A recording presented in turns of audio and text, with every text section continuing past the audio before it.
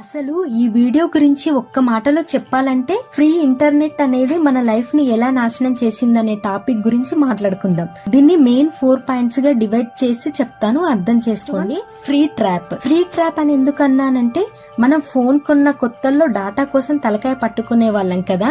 కానీ జియో వచ్చాక ఏమనుకున్నాం, అన్లిమిటెడ్ డాటా ఫ్రీగా ఇచ్చేశారు, అబ్బో సూపర్ అని అనుకున్నాం కదా. కానీ నిజమేంటో తెలుసా, ఎక్కడైతే మనకి వస్తువు ఫ్రీగా దొరుకుతుందని అనుకున్నామో అక్కడే మనం ఒక వస్తువు అయిపోయామని గమనించారా? ఎందుకంటే పట్టుకొని కూర్చొని ఒక మంచి షూ కొనాలిరా అని ఎవరితోనన్నా మాట్లాడితే వెంటనే ఇన్స్టాగ్రామ్ ఓపెన్ చేయగానే ఏమవుతుంది, షూ యాడ్స్ వస్తాయి. అంటే మన ఫోన్ మన ప్రైవసీని తనంగా రికార్డ్ చేసి కార్పొరేట్ కంపెనీకి అమ్మేస్తుంది. ఇది ఫ్రీ ఆన్లైన్ జూదం.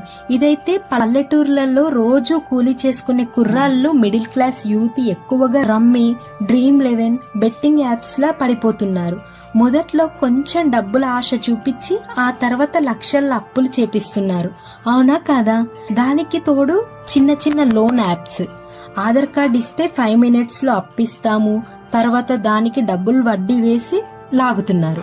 కట్టకపోతే మన ఫోన్ లో ఉన్న ఫొటోస్ ని మార్పింగ్ చేసి మన ఫ్రెండ్స్ అండ్ ఫ్యామిలీకి పంపించి బ్లాక్ మెయిల్ చేస్తున్నారు. ఈ పరువు పోయే లెక్కల వల్ల కొంతమంది సూసైడ్ కూడా చేసుకుంటున్నారు. అవునా కాదా?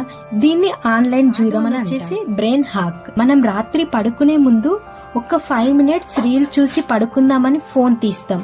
కట్ చేస్తే ఏమవుతుంది, టైం midnight 2 అవుతుంది. ఎందుకు ఇలా జరుగుతుందో గమనించారా? మన బ్రెయిన్ లో డోపమైన్ అనే కెమికల్ ఉంటుంది. అంటే ప్రతి 15 minutes కి ఒక కొత్త వీడియోని స్క్రోల్ చేస్తూ ఉంటే మన బ్రెయిన్ కి ఏమవుతుందంటే తెలియని హై ఫీలింగ్ వస్తుంది. ఇప్పటి యూత్ కి కష్టపడి చదివే ఓపిక లేదు, దేని మీద శ్రద్ధ పెట్టే ఓపిక కూడా పూర్తిగా నశించిపోయింది. చిన్నపిల్లలకి అన్నం పెట్టాలన్నా చూపించాల్సి వస్తుంది. అది ఒక స్లో పాయిజన్ లాగా మారిపోతుంది. 4th వన్ ఏంటి అంటే డిజిటల్ బానిస. మనిషిని బానిస చెయ్యాలంటే జైల్లో వేసేవాళ్ళు కదా. ఇప్పుడు మన చేతుల్లో ఉన్న 5 inches స్క్రీన్ మన జైలు అయిపోయింది. ఇంట్లో నలుగురు ఉంటే నలుగురికి ఎవరి ఫోన్ వాళ్ళకి ఉంటుంది.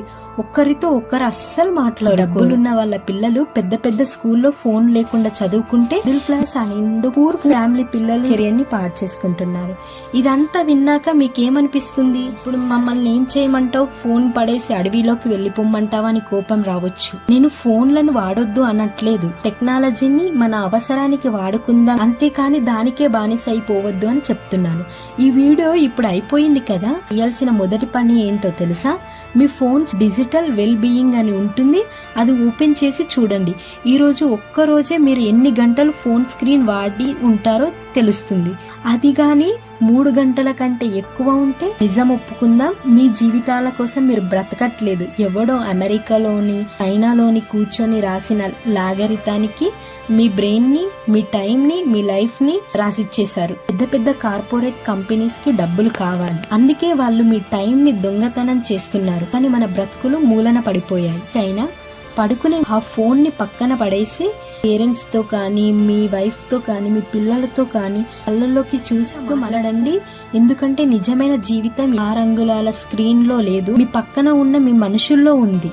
దీని గురించి ఒక్కసారి ఆలోచించండి.